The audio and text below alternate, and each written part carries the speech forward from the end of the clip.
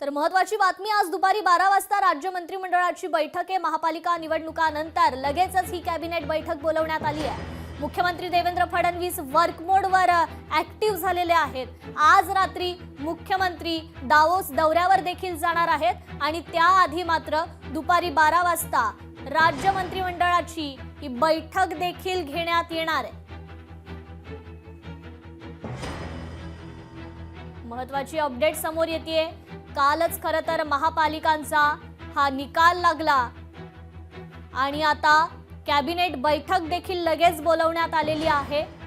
खरं तर 8 दिवसीय दौऱ्यावर मुख्यमंत्री जाणार आहेत। 8 दिवस ते भारतात नसतील, त्याआधी मात्र ही कॅबिनेट बैठक बोलवण्यात आलेली आहे।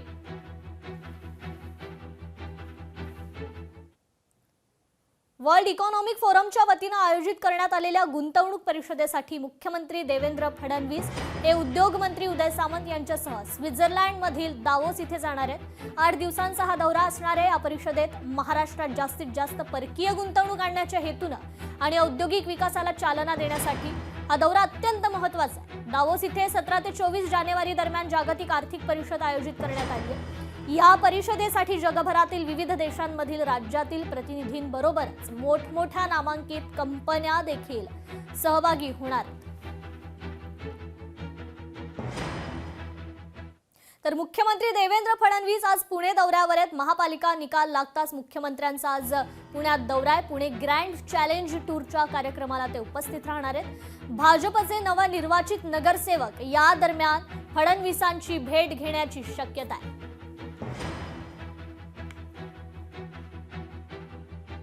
तर अकोल्यात अकोटमध्ये निवडणूक निकालानंतर राजकीय वाद झालाय। भाजपच्या पराभूत उमेदवाराकडून विजयी उमेदवारावर चाकू हल्ला करण्यात आलाय। वाद चिघळल्याने दोन्ही गटाचे लोक आमने सामने आले। कार्यकर्त्यांकडून वाहनांची आणि दुकानांची तोडफोड करण्यात आली। परिस्थिती नियंत्रणात न आल्याने पोलिसांनी त्या ठिकाणी सौम्य असा लाठीचार्ज देखील केला। शरद तुरकर या हल्ल्यात जखमी झालेले आहेत। रुग्णालयात त्यांच्यावर सध्या उपचार सुरू आहेत। मात्र या परिसरातील परिस्थिती आता नियंत्रणात असून परिसरात तणावपूर्ण शांतता निर्माण झालेली आहे।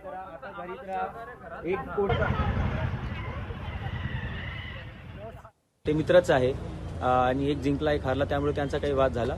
त्यामुळे जे 2 गट आहे एकच पक्षाचे ते आपसात आले होते आणि नंतर त्यांनी ज्यांची काही मारहाण झाली आहे ते आता सध्या स्टेबल आहे, काही जास्त अडचण नाही आहे।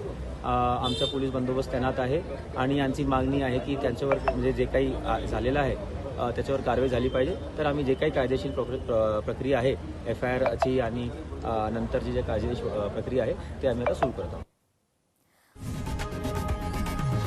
लोकशाही मराठी ऐका, पहा, जागरूक रहा।